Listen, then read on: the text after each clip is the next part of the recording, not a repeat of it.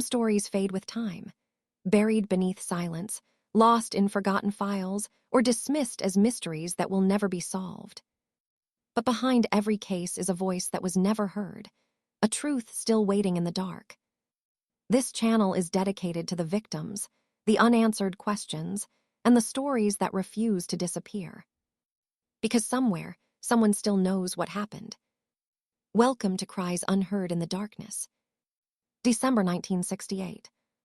In the quiet suburbs of the San Francisco Bay Area, the post-war dream was about to turn into a waking nightmare.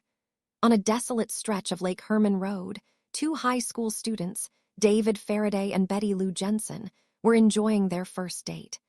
They were looking for a moment of privacy in a well-known lover's lane.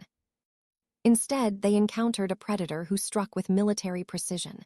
In a matter of minutes, the assailant opened fire, leaving David dead at the scene and Betty Lou gunned down as she tried to flee across the gravel. There was no robbery, no clear motive, only a cold, calculated act of violence that left police baffled. No tire tracks, no witnesses, just a madman who vanished into the fog. For 7 months, the killer went underground. Criminologists call this a cooling-off period, a time for reflection, or perhaps the patient planning of a grander debut. But the silence didn't mean the trail was cold. Some theorists suggest the killer was closer than anyone realized. On July 4, 1969, the violence returned at Blue Rock Springs Park. Darlene Ferrin and Michael Majow were sitting in their car when a figure emerged from the darkness, blinding them with a powerful flashlight before unleashing a hail of gunfire. Michael miraculously survived, but Darlene did not. The mystery deepened when reports surfaced that Darlene might have known her attacker. A haunting photograph from 1966 shows her standing next to a man who bears a terrifying resemblance to the future composite sketches of the killer. Was this the random act of a serial predator, or a personal vendetta hiding in plain sight? By late July, the killer stopped hiding and started writing. 3 local newspapers received nearly identical letters containing intimate details about the murders, facts only the killer and the police could know. But the letters weren't just a confession. They were a challenge. The killer demanded his codes be printed on the front page, threatening a weekend-long killing spree if the editors refused. By August, he gave his persona a name that would haunt the American psyche forever: the Zodiac.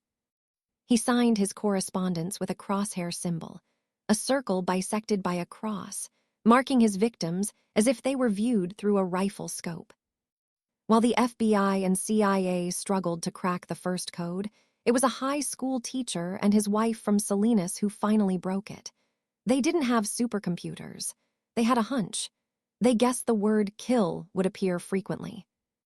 The decoded message didn't reveal a name, but it revealed a terrifying philosophy. The Zodiac claimed he loved killing because man is the most dangerous animal of all. He spoke of an afterlife where he would be reborn in paradise, and his victims would serve him as slaves. Psychologists analyzed the text, describing a man who was profoundly isolated, using murder as a way to feel the power he lacked in his real life. September 27, 1969. The Zodiac moved into the daylight. At Lake Berryessa, he approached a young couple, Brian Hartnell and Cecilia Shepard, wearing an elaborate, ritualistic costume, a black executioner's hood with a white crosshair stitched into a chest bib. This time, he didn't use a gun. He used a knife. After a brutal assault, he hiked back to the victim's car and used a felt-tip pen to write a tally of his crimes directly onto the door. He then drove to a payphone and calmly reported the double murder to the police. Detectives found a wet palm print on the receiver, but like every other piece of physical evidence in the case, it led to a dead end. In October, the Zodiac moved his hunting grounds into the heart of San Francisco. He hailed a cab driven by Paul Stein and shot him in the affluent Presidio Heights neighborhood. This was the night the Zodiac almost got caught. Teenage witnesses across the street called the police, but a dispatch error described the suspect as a black male.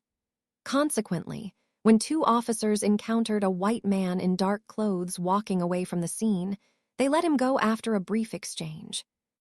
The Zodiac later mocked them in a 7-page letter, claiming he had stood face to face with the law and walked away a free man. For over half a century, one of the Zodiac's puzzles remained unsolved, the Z340 cipher. It became the holy grail for codebreakers worldwide. It wasn't until December 2020 that an international team of amateur cryptographers used modern software to finally pierce the veil. The message was a taunt from the past. He laughed at the police, denied being the man who had called into a local TV show, and doubled down on his slaves for the afterlife obsession. It provided no name. But it proved that even after 50 years, the Zodiac could still command the world's attention.